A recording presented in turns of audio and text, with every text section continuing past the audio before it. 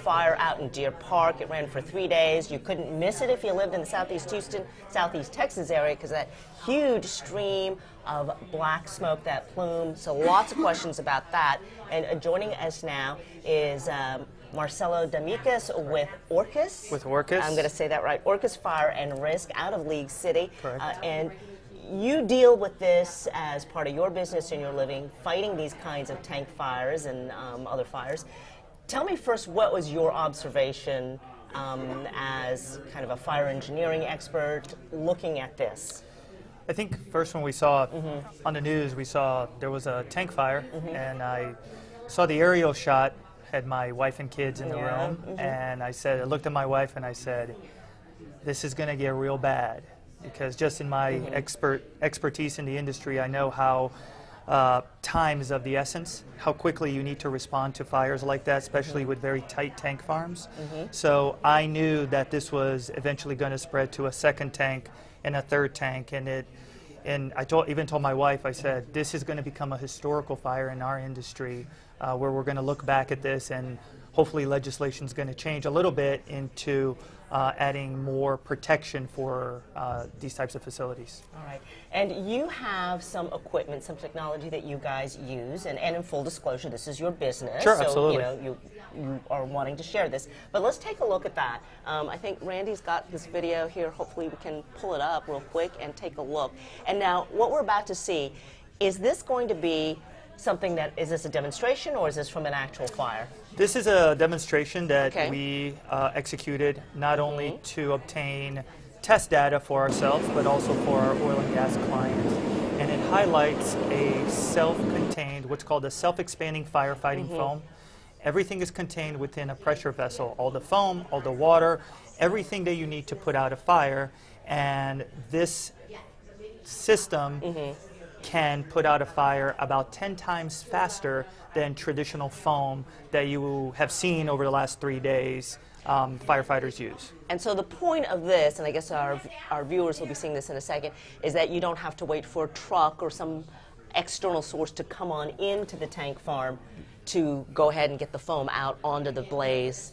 Exactly. This is hooked up. That's exactly right. So kind of an observations of what happened in this tank farm is, number one, they didn't have fixed systems, right? So you can't just press a button and flow foam to the inside of the tank and put out the fire. They had to acknowledge that there was a fire, call emergency response. Emergency response then needs time to set up and what's called size up the event to determine exactly what they need to do and start flowing foam. But by that time, when you have the first tank on fire and you can't get foam to the inside of the roof, then you basically have a fire where the heat from that tank is exposing the other tanks. And what you see is exactly what happened. That initial fire spread to, I believe, what, 10, 12 tanks? Yeah, I guess right now they say of the 15 tanks there, 4 look like they are undamaged. So, you know, we did the math. Exactly. There's 11 that have sustained visible damage here. So now this looks completely engulfed in this demonstration here. And what you're going to see is on the left side of the screen, you're going to see foam solution coming out at about 1 minute and 30 seconds. And you will see the technology put out a 40-foot diameter tank. This is a 40-foot tank. It's a test prop, the second largest in the U.S. So this would be smaller than the ones that burned over at ITC, about half size? About half the size, sure. All right.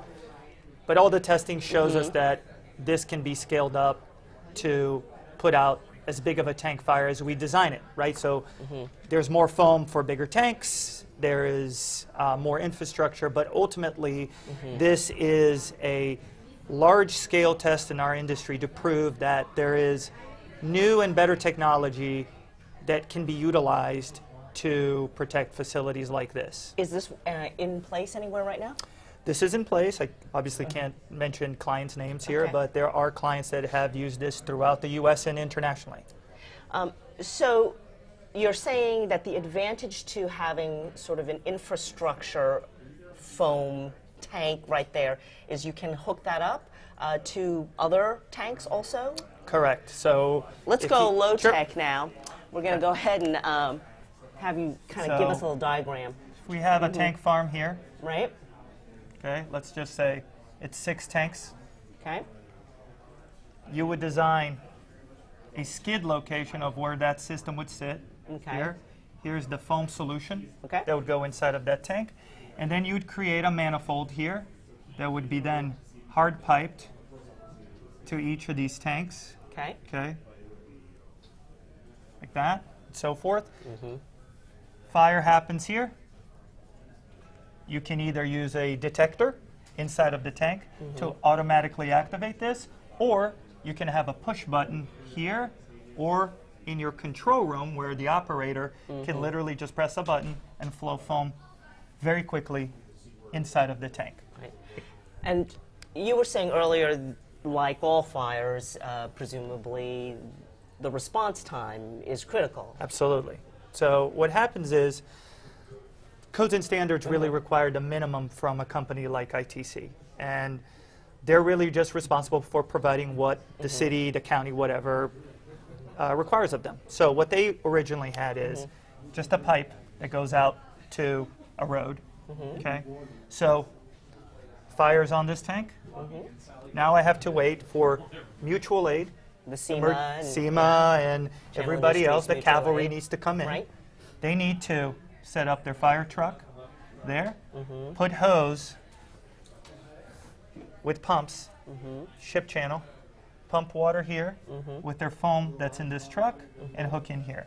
The problem with this setup is that because the tanks are so tight together, you have very little time to actually do this before you go, I have a second tank on fire. Now, I've only designed, per code, the ability to put out one.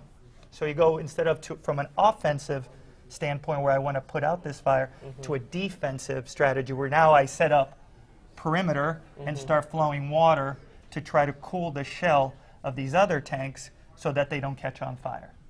And worth mentioning perhaps that flames don't actually have to catch on to the adjacent tanks. That's absolutely Just the right. ambient air temperature and the fumes are an Exactly. explosive So combination. these tanks have vents called little vents for environmental reasons, and you have vapors that always escape. Kind of, you know, just if you're at the Like at a gasoline when you're fueling up when your you're car. filling up, you smell gasoline. That's exactly what's here. So the minute you have enough hot air or you have heat coming in here, basically it's going to ignite these vapors. These vapors are then going to ignite the surface of the liquid. Really what gets first caught on fire are the vapors, not really the liquid. That's why it's so hard if you actually try to put fire, you try to set like a bucket of gasoline on fire, it's pretty hard. You actually have to do the vapors. That's what's going to catch on fire. So let's take a look at the time comparison, and maybe we can run that video. Okay, we're taking a look here at it now. This is great. Not yet. All right, we're going to go ahead and show you that video here in just a second of the actual tank farm on fire. So let's take a look at that. What, I mean, roughly, what would be a fair amount of time for SEMA to have, not just them, but, you know, for everybody to respond to a tank fire like that?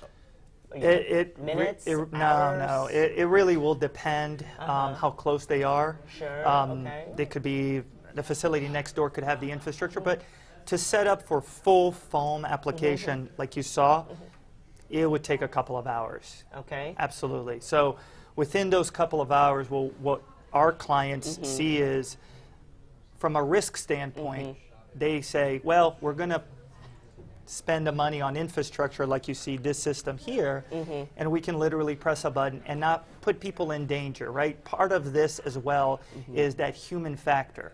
And putting emergency responders in danger is what would happen if you really just follow a manual strategy. Okay, so let's say it takes a couple of hours to be really pouring that foam on at its maximum capacity, and then the system you showed us in that sort of half-size demonstration took how long to put out that fire? That fire actually got put out in about 30 seconds.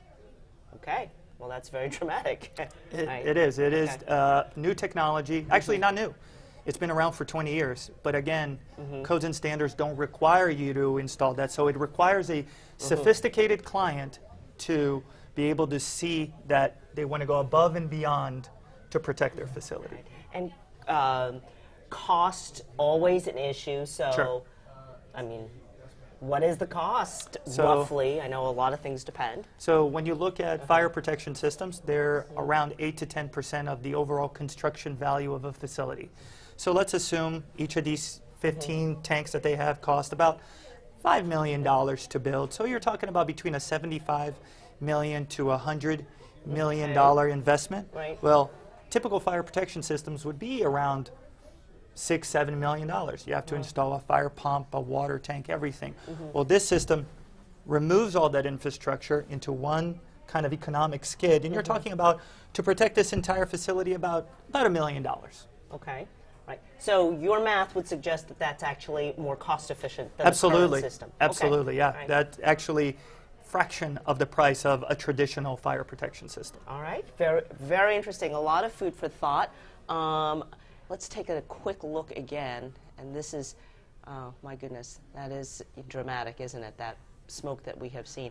I know you're going to continue this conversation with Josh Marshall, one of our reporters here at 4:30 on KHOU 11 News. So folks want to see a little bit more about what's going Absolutely. on. Very interesting technology. And again, you're acting as the owner and the spokesperson for your company, Yes. Orcas Fire and Risk, and you are also a neighbor, if you will, out of League City. Absolutely. So, Saw it from my house. yeah, physically close That's to right. all of this as well. All right. I'm going to check in with Randy here. Anything else you think we ought to be hitting before we say goodbye to our Facebook friends? I think we're good. The only thing we might want to do is just remind people this is tape and not live. And I think That's right. Okay. Just in case you need reminding, what you are looking at now is, of course, recorded video from the days past. The fire itself has been out for 14 hours or so as we tape this interview. All right. Well, thanks a bunch for dropping by. Thanks for having me. Sure I appreciate it. All Thank right. you very much. Thanks. Appreciate it. See you later, guys. Bye.